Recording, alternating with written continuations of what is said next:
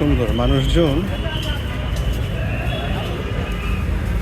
ফুটপাত ব্যবহার করতেছে। এই যে মানুষজনকে ফুটপাত ব্যবহারের জন্য ওনারা অনুরোধ করতেছেন।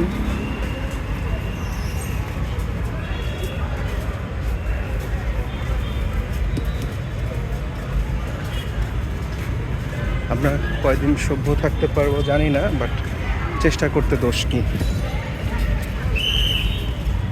মানুষ জেব্রা ক্রসিংও ব্যবহার করতেছে।